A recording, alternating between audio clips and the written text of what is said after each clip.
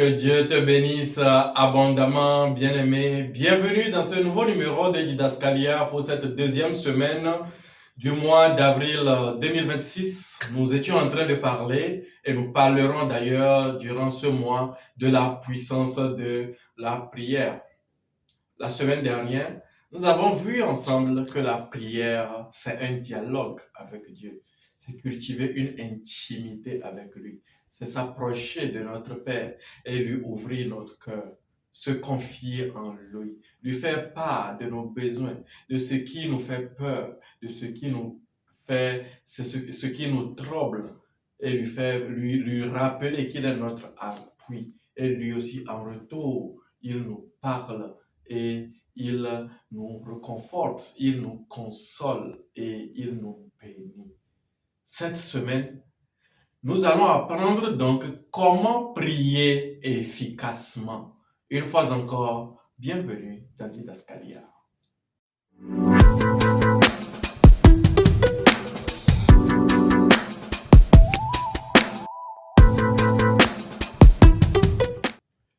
Alors, avant de commencer par prier, bien-aimé, il est très important d'avoir des dispositions pratiques de cœur avant de prier. Allons pour cela dans le livre de 1 Timothée 2. 1 Timothée 2, verset 8. Je veux donc que les hommes prient en tout lieu, en élevant des mains pures, sans colère ni mauvaise pensée. Bien-aimé, Dieu veut que nous nous approchions de lui en élevant des mains pures. Il veut qu'on prie en tout lieu, mais que nous élevons des mains pures, c'est-à-dire en veillant à ce que nous n'avons pas de péché dans notre cœur. Le cœur, quand on parle de cœur dans la parole de Dieu, on parle du centre de nos pensées, le centre de notre intelligence. N'oublions pas que c'est la désobéissance qui a fait éloigner l'homme de Dieu. La désobéissance d'Adam et Ève. Dieu, dans son amour, a envoyé son Fils nous purifier de tout péché par son sang répandu. Par cet acte, il a rendu disponible la possibilité de venir à lui en tout temps. Et lorsque nous avons commis une transgression, nous avons maintenant par Christ la possibilité de rétablir notre communion avec lui. Vous voyez que c'est une excellente nouvelle, que nous ne pouvons plus demeurer dans la culpabilité. Non, en Jésus-Christ, nous avons la capacité de rétablir rapidement notre communion avec Dieu lorsque nous péchons, pour que nous puissions nous approcher de lui avec un cœur libre et léger. Allons pour cela dans 1 Jean 1, verset 9. Nous allons commencer par le verset 5. 1 Jean 1, verset 5. La nouvelle que nous avons apprise de lui et que nous vous annonçons, c'est que Dieu est lumière et qu'il n'y a point en lui de ténèbres. Si nous disons que nous sommes en communion avec lui et que nous marchions dans les ténèbres, nous mentons et nous ne pratiquons pas la vérité. Verset 7. Mais si nous marchons dans la lumière, comme il est lui-même dans la lumière, nous sommes mutuellement en communion et le sang de Jésus, son Fils, nous purifie de tout péché. Verset 8. Si nous disons donc que nous n'avons pas de péché, nous nous séduisons nous-mêmes et la vérité n'est point en nous. Verset 9. Si nous confessons nos péchés, il est fidèle et juste pour nous les pardonner et pour nous purifier de toute iniquité. Verset 10. Si nous disons que nous n'avons pas péché, nous le faisons menteur et sa parole n'est point en nous. Bien-aimé, à chaque fois que tu veux prier, assure-toi de rétablir la communion avec Papa Céleste, afin que rien, absolument rien, ne vienne faire obstacle à ta prière. Lorsqu'on parle en langue, on n'a plus besoin de chercher à s'assurer de la communion rétablie. parce que c'est l'Esprit de Dieu en nous qui est en prière. Et le don qui est en nous ne pêche pas. Le don qui est en nous est la nature que Dieu, la nature, donc Dieu étant esprit, il a mis sa nature en nous. Donc l'esprit qui est en nous ne pêche pas. Donc lorsque nous parlons en d'autres langues, nous n'avons pas besoin de chercher à rétablir une communion. C'est lorsque nous voulons prier en intelligence que nous avons besoin de faire cela. Alors que nous sommes en prière, que ce soit en esprit ou en intelligence, ayons un cœur rassuré que nous sommes en présence de notre Père. Je ne dis pas de Dieu, de notre Père. Celui qui nous a aimés et qui est pourvoyeur de tout, absolument tous nos besoins. Allons dans le livre de 1 Jean 3, cette fois-ci nous allons verset 23. Et c'est ici son commandement, que nous croyions au nom de son Fils Jésus-Christ et que nous nous aimions les uns les autres selon le commandement qu'il nous a donné. Verset 24. Celui qui garde ses commandements demeure en Dieu et Dieu en lui. Et nous connaissons qu'il demeure en nous par l'Esprit qu'il nous a donné. Bien-aimé, une prière est adressée à Dieu, lui seul. Je répète, une prière est adressée à Dieu, lui seul. Nous documentons cela dans le livre de Philippiens 4. Philippiens 4, verset 6. Ne vous inquiétez de rien, mais en toute chose faites connaître vos besoins à Dieu par des prières et des supplications avec des actions de grâce. On adresse donc sa prière à qui?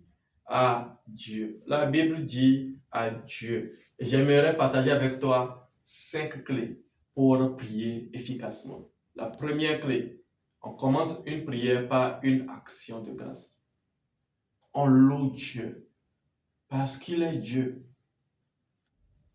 On lui montre ce cœur-là, reconnaissant qu'il est Dieu. Parce que le faire, c'est déjà montrer son humilité et savoir qu'il est Dieu et qu'il est le rémunérateur de tous ceux qui le cherchent. Deuxième étape, soumettre son cas à Dieu. On le loue, on soumet son cas, on le remercie de nous avoir exaucés et on dit au nom de Jésus-Christ et on clôture sa prière par Amen. Donc je disais qu'on commence toujours une prière en rendant grâce à Dieu. Nous le voyons dans Psaume 40, Psaume 40 verset 5. Tu as multiplié, Éternel mon Dieu. Voyons comment David priait. Tu as multiplié, Éternel mon Dieu. Tes merveilles et tes desseins en notre faveur. Nul n'est comparable à toi. David a toujours l'habitude de commencer ses prières en rendant d'excellentes actions de grâce à Dieu. Nous voyons la même chose avec la prière enseignée par Jésus-Christ. On voit clairement qu'il a commencé la prière en louant et sanctifiant le nom de Dieu. Nous le voyons dans Matthieu 6, verset 9. Voici donc comment vous devez prier. Notre Père qui est aux cieux, que ton nom soit sanctifié. L'action de grâce, bien-aimée, donne à Dieu la première place et ouvre les portes à la réception de nos prières. Rendre grâce à Dieu, c'est reconnaître qu'il est Dieu, souverain et source de tous les bienfaits. C'est de la reconnaissance. Une fois que nous avons rendu grâce à Dieu, nous soumettons donc nos cas. Deuxième étape. À ce stade, nous activons 2 attitudes primordiales lorsque nous soumettons nos cas. Comment est-ce que nous soumettons nos cas? 2 attitudes primordiales. La précision de notre pensée et le fait de se sentir préoccupé dans son cœur.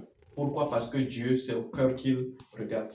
Lorsque nous soumettons nos cœurs à Dieu, nous devons fixer toute notre pensée sur Dieu, être précis et ne pas laisser nos pensées aller revenir. Cela nous permet de demander avec précision ce que nous voulons. La précision et la préoccupation, c'est très important. Être très direct dans ce qu'on veut.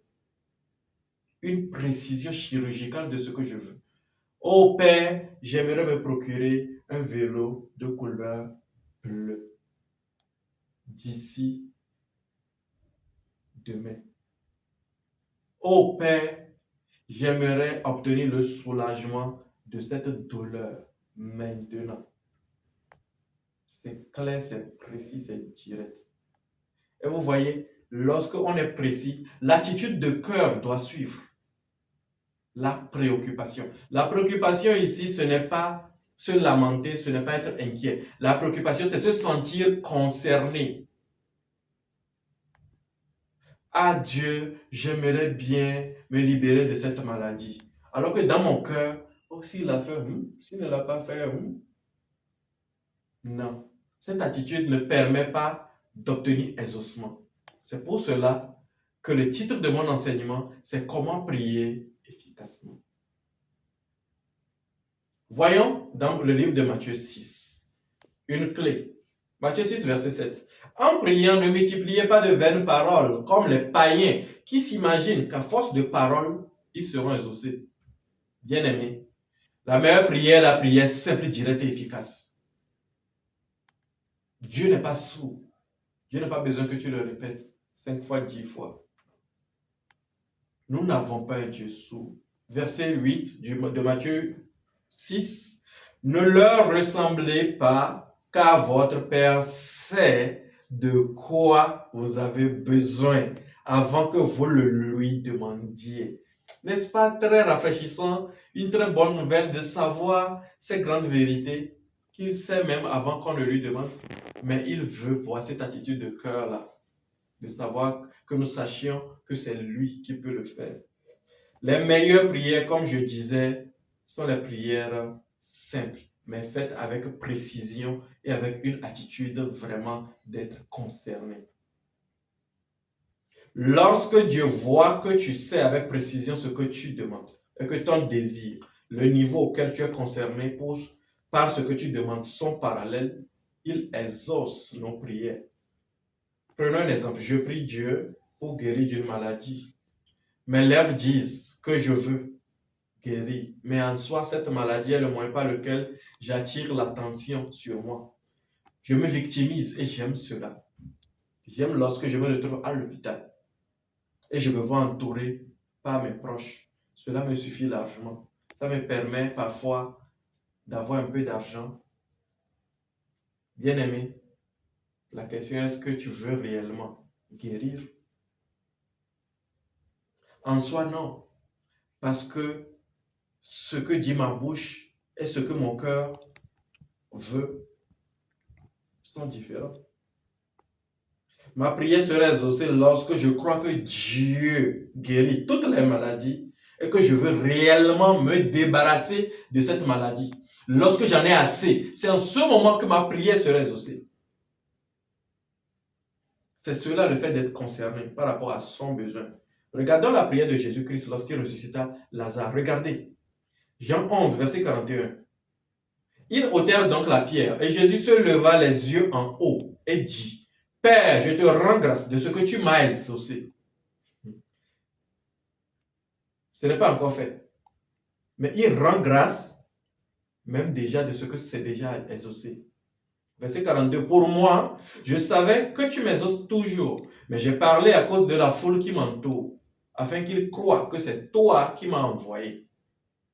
Ayant dit cela, il crie d'une voix forte, Lazare, sort.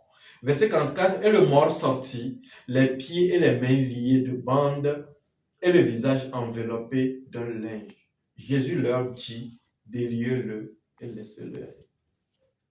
On voit clairement que le désir de Jésus et le fait qu'il soit concerné par la mort de son ami sont parallèles. Jésus-Christ n'a pas multiplié de vaines paroles. Il a dit exactement ce qu'il veut. Après avoir rendu grâce, Lazare sort. Son désir de le voir sortir justifie le fait qu'il se soit déplacé alors que Lazare était mort et enseveli depuis 4 jours. L'autorité qu'il a prise sur les puissances des ténèbres en criant d'une voix forte, Lazare sort, montre ici qu'il était très concerné par le fait de voir Lazare vivre à nouveau. Récapitulons. Nous avons vu la première étape de la prière qui est l'action de grâce à Dieu. Ensuite, le fait de soumettre son cas, donc d'être précis lorsqu'on soumet son cas et d'être concerné. La troisième étape, c'est croire que Dieu a déjà exaucé ce que nous demandons. Marc 11, verset 24. C'est pourquoi je vous dis, tout ce que vous demanderez en priant, croyez que vous l'avez reçu et vous le verrez s'accomplir. Remerciez Dieu, bien-aimé, d'avoir été exaucé dans la prière est la preuve de votre croyance qui déclenchera l'exaucement. La parole de Dieu est la volonté de Dieu, bien-aimé. Et si Dieu nous dit de croire que nous avons reçu cette chose, nous croyons et nous le voyons sur le plan physique. Point. Pourquoi 1 Jean 5, verset 14 nous dit quelque chose? Nous avons auprès de lui cette assurance que si nous demandons quelque chose selon sa volonté, il nous écoute. Verset 15, et si nous savons qu'il nous écoute, quelque chose que nous demandions, nous savons que nous possédons la chose que nous lui avons demandée. Maintenant que nous avons rendu grâce, que Dieu nous a déjà exaucés, nous terminons notre prière par au nom puissant de Jésus-Christ. Pourquoi? Jésus a dit dans Jean 14, verset 6, qu'il est le chemin, la vérité et la vie, et que nul ne va au Père sans passer par lui. Donc nous prions au nom de Jésus-Christ parce qu'il est notre avocat auprès de Dieu. Il est le chemin qui nous amène à la destination, Dieu. Dieu a mis en le nom de Jésus-Christ la puissance de l'exaucement de tout, et tout obéit, tout fléchit genou devant ce nom. Lorsque nous finissons de prier, nous déclarons cette prière, nous déclarons donc cette prière au nom de Jésus-Christ, puis nous disons Amen, qui est la cinquième étape. Voilà une prière simple, mais très efficace et puissante. Et voilà les 5 étapes pour prier efficacement. Rendre grâce à Dieu, soumettre notre cas tout en étant précis et concerné.